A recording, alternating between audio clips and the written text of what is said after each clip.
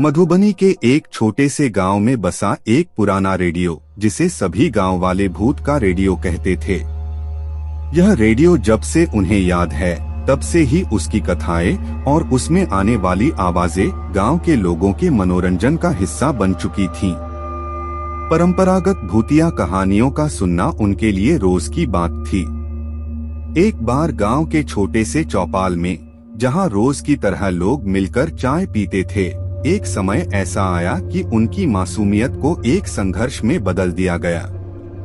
गांव के बच्चे, युवा और बुजुर्ग सभी के बीच एक अजीब माहौल छाया रहने लगा। उनकी रातों की नींदें खराब होने लगीं और डर की आंखों में नींद आने लगी। वह अजीब चीज यह थी कि इस अजीब माहौल का कारण वे नहीं समझ पा रहे थे।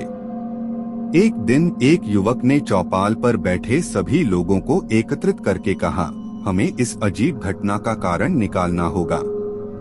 हम सब मिलकर इस राज को सुलझा सकते हैं। सभी ने उसकी बात को सुना और उसके साथ मिलकर रहस्यमय घटनाओं का पर्दाफाश करने का निर्णय किया। उन्होंने सोचा कि शायद भूत का रेडियो किसी रहस्यमय आवाज को प्रसारित कर रहा हो। एक रात जब सभी लोगों ने अपने अपने घरों में सो लिया, तभी एक अजीब सी आवाज गांव में सुनाई दी। वो आवाज अजनबी थी, अब्बा की तरह गर्ज रही थी। यह गर्जन किसी भी इंसानी आवाज से अलग थी, जैसे कोई अंधकार में छुपा दरिंदा अपना करने लगा हो। इस अजीब आवाज को सुनकर गांव के लोग चौंक गए।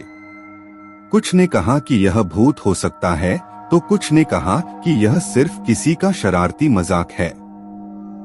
परंतु जब वही आवाज फिर से सुनाई दी, तो उनकी हिम्मत तोड़ दी गई। सभी का मन भयभीत हो गया। उन्हें लगा कि वह आवाज वही भूत का रेडियो से आ रही है। अगले दिन उन्होंने एक नया निर्णय लिया। उन्होंने रात्रि को सभी को एकत्र करने का निर्णय किया और सबको मिलकर राजा महाराजा की कहानी सुनाई। उन्होंने कहा कि अगर उन्होंने उस समय का साहस किया होता तो उन्होंने राजा महाराजा के यहाँ बात करके गांव की समस्या का हल निकाल सकता था। सभी ने उसकी बातों को गहराई से सुना और उसके साथ मिलकर राजा महाराजा की कहानी सुनने का निर्णय किया। वे जानते थे कि राजा महाराजा के यहाँ जाना मुश्किल है, परंतु उन्होंने अपनी मासूमियत के साथ उस समय का साहस किया। उन्होंने गांव वालों को राजा महाराजा के दरबार में पहुंचाया। वहां पहुंचकर उन्होंने राजा से गांव की समस्याएं और उनकी रातों को बेचैनी के बारे में बताई। राजा महाराजा ने उनकी सुनी और फिर उन्हें एक अजीब सा उपाय बताया।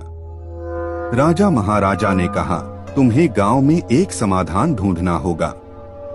यह समाधान तुम्हें गांव की सबसे पुरानी और भूतिया जगह पर जाकर मिलेगा।